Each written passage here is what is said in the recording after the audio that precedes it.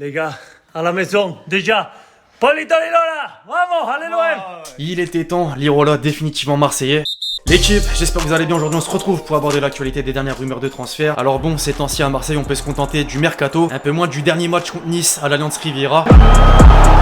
C'était quoi ce bordel? On n'a pas eu l'occasion d'en parler, on en parlera demain dans l'actu foot. Mais bref, l'équipe, on va rapidement entrer dans le vif du sujet. Je rappelle comme d'habitude que la série est sponsorisée par OneFootball, l'application numéro 1 sur toute l'actualité du ballon rond.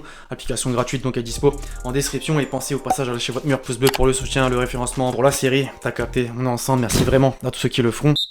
On entre dans le vif du sujet désormais, l'équipe en France pour commencer aujourd'hui avec le Paris Saint-Germain. Ce mercato d'été 2021, on peut le dire concrètement, est déjà ancré dans l'histoire pour plein de raisons, dont la vue d'un sextuple ballon d'or. Après la tempête, entre guillemets, et à 7 jours de la fermeture du marché, on aurait pu s'attendre au calme, mais tout porte à croire que la dernière ligne droite va être complètement folle. Hier, RMC Sport lâchait cette bombe selon laquelle le PSG serait ouvert à l'idée d'un transfert d'Mbappé en cas de belle offre. Richarlison, le Brésilien d'Everton, a même été cité pour le remplacer. Le trio tant attendu avec le Français, Messi et Neymar pourrait donc ne pas voir le jour et cette information a évidemment donné beaucoup d'espoir en Espagne. Selon Marca, le Qatar et Paris se sont rendus compte qu'ils dirigeaient un club, mais qu'il y a un joueur qui veut aller à Madrid. Son arrivée est plus que jamais possible. Même chose pour As, qui ajoute que les Madrilènes attendront le dernier moment pour lancer leur offensive. Le nom de Ronaldo, vous l'avez vu, est encore lié au dossier. Les récents événements autour du Portugais, comme son début sur le banc lors de la première journée de Serie A, favoriseraient le scénario suivant. CR7 à Paris et Kiki au Real, d'après le journal. En Italie, les médias se posent à leur tour de plus en plus de questions et n'écartent pas totalement un départ avant le 31 août. Le plan est clair et l'optimisme semble bien présent, même si parmi les principaux concernés par tout ce bruit, on botte en touche. Ancelotti, par exemple, n'a pas souhaité donner son point de vue en conf avant le match contre Levante.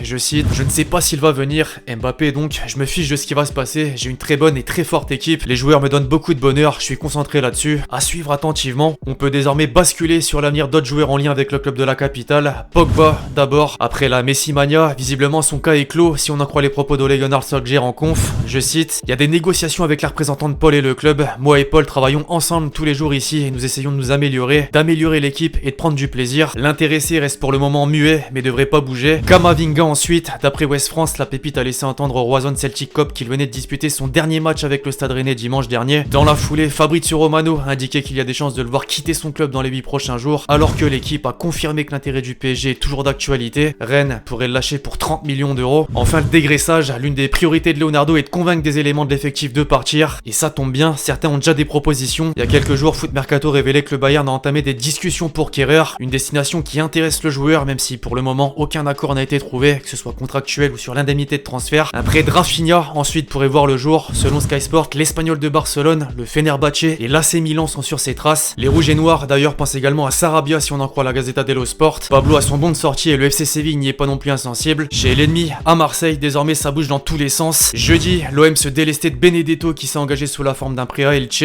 Même chose hier pour Adanjic vers le Benfica qui dispose d'une option d'achat estimée entre 7 et 10 millions d'euros. C'était pressenti depuis plusieurs jours, Lirola est officiellement marseillais pour 5 saisons. Après de longues négociations, la Fiorentina a accepté de le céder pour 13 millions d'euros. La quête du buteur, elle, est toujours d'actualité et Longoria peine à trouver la perle rare. Parmi les pistes évoquées, tous ou la plupart prennent du plomb dans l'aile. Sorloth, d'abord, qui a mis le souhait de quitter Leipzig, était annoncé en prêt avec option d'achat automatique par la presse allemande, mais selon la Cadena Copé, la Real Sociedad a pris une longueur d'avance et est proche de le signer pour remplacer Willian José. Celui qui figurait aussi sur la liste des numéros 9 potentiels va rejoindre le Real Betis. Les hommes forts de la direction marseillaise ont également essayé de s'incruster dans le dossier Ugbo en partance vers Genk. Bien tenté, car malheureusement le transfert est désormais bouclé. Selon le média belge HLN, Chelsea devrait récupérer 7,5 millions d'euros dans l'opération. D'autres noms ont circulé sur la Côte d'Azur ces derniers jours. La Provence a évoqué celui de Wang, mais Bordeaux a vite refroidi les ardeurs avec la somme demandée. Le profil de Giovanni Simeone, fils d'El Cholo, plaît toujours à Sampaoli. Une offre de prêt avec une option d'achat de 10 millions d'euros aurait déjà été proposée d'après Todo Fijares. Néanmoins, le dossier traîne et l'OM doit désormais faire face à la concurrence du Torino. Enfin, pour couronner le tout, Andy Delors, qui est récemment sorti en larmes sous les ovations de la Moisson, a rapidement vu 2 clubs français se batailler pour s'attacher ses services. Marseille donc et Nice, sacré timing. La balance penche déjà plus d'un côté que d'un autre. Selon l'équipe, le buteur est tombé d'accord avec les Niçois pour un contrat de 3 ans. En parallèle, Montpellier aurait accepté une proposition à hauteur de 10 millions d'euros et même trouvé sa succession en la personne de Valère Germain. Effectivement, il y a donc encore du travail pour trouver le suppléant de Milik et va falloir faire vite. Sur le côté des départs, Camara est toujours suivi de près par le FC Séville, mais le dossier est pour le moment bloqué par l'issue de Koundé qui se rapproche de Chelsea. Avant d'accélérer les négociations, les Blues attendent d'acter les départs d'Ugbo, c'est en cours justement, de Zappacosta qui est annoncé à l'Atalanta et de Kurt Zouma qui, selon The Athletic, va rejoindre West Ham pour 30 millions d'euros, une très belle somme. Le dernier vainqueur de la Ligue des Champions y va donc fort, quitte à se séparer de plusieurs éléments pour finir en beauté. D'ailleurs, un club français en a profité au cours de la semaine dernière pour enrôler Emerson Palmieri. Le latéral gauche italo-brésilien s'est engagé en prêt pour une saison à l'OL. Les Lyonnais ont tardé pour trouver les renforts nécessaires après le mauvais début de saison, mais au moins ça y est, c'est sur la bonne voie. Le dossier Shaqiri est enfin acté. Liverpool est tombé d'accord et l'attaquant suisse s'est engagé pour 3 ans contre 6 millions d'euros plus 5 de bonus. En principauté, Monaco, qui a prêté Benjamin Lecomte à l'Atlético pour 2 saisons, va bientôt faire de même pour son attaquant italien Pellegrini. Il est attendu à Milan dans le cadre d'un prêt payant avec une option d'achat estimée à 6 millions d'euros. Sur cette même une de Tuttosport vendredi dernier, au passage, on pouvait voir Marcus Thuram comme la nouvelle priorité de l'Inter pour épauler Dzeko et pour pallier le départ de Lukaku. L'intérêt n'aura pas duré bien longtemps. Le français s'est blessé lors de son dernier match avec Gladbach et les Nerazzurri se sont retirés du dossier. Du coup, la piste Joaquim Correa de la Lazio est maintenant à l'étude. Un petit mot désormais sur le Barça et la conf de Coman, notamment dans laquelle le néerlandais a abordé ses joueurs dont l'avenir est flou. Contre toute attente, il a scellé le futur de Coutinho et lui fait pleinement confiance pour cette saison. Pas de transfert en vue donc. Pour Braithwaite, pareil, l'ancien Toulousain devrait bel et bien rester. C'est une autre histoire en revanche pour Ilaix Moriba. L'entraîneur n'a pas mâché ses mots en lui reprochant de préférer l'argent au projet sportif proposé par son club formateur. Leipzig est attentif à sa situation. Pjanic et Umtiti, eux, sont fixés. Ils n'auront pas ou peu de temps de jeu et sont donc amenés à partir. D'ailleurs, les deux étaient absents du groupe pour affronter Bilbao ce week-end. Outre-Manche, l'interminable feuilleton Kane fait toujours jaser la presse anglaise. Les Citizens devraient préparer une offre pour satisfaire les attentes du président des Spurs, Daniel Levy. Un chèque de 120 millions d'euros plus variable, affaire à suivre. Puis c'est officiel, Arsenal a sorti le chéquier ces derniers jours pour recruter 2 joueurs. Le premier pour 40 millions d'euros, Odegaard qui quitte définitivement le Real. Le second pour 35 millions d'euros, Ramsdale, le portier de Sheffield. En Espagne, Villarreal a mis 20 millions d'euros sur l'ailier néerlandais Danjuma qui s'est engagé pour 5 ans. Rafa Mir quitte lui aussi la première ligue pour la Liga en rejoignant le FC Séville. Wolverhampton récupère 15 millions d'euros dans l'opération. Les Sévillans ont prêté Ronny Lopez à l'Olympiakos. L'ancien du Barça, Pedro, a signé chez le rival romain, la Lazio pour 2 ans. Mourinho n'a donc pas compté sur lui et ce sera la même pour Florenzi qui a à nouveau prêté mais cette fois au pays, à l'AC Milan. En France, Lille a engagé le portier croate Gerbic sous la forme d'un prêt. Le club turc de Kayserispor a annoncé le transfert de Dogan Alemdar, son gardien international U21 à Rennes. L'attaquant allemand de Benfica, Waldschmidt, a été transféré à Wolfsburg pour une durée de 4 ans contre 12 millions d'euros. Le FC Porto a convaincu le Bayer Leverkusen de lâcher Wendel contre 5 millions d'euros. Enfin, le club russe du Lokomotiv Moscou a confirmé ce lundi la signature du milieu canet Alexis Beka.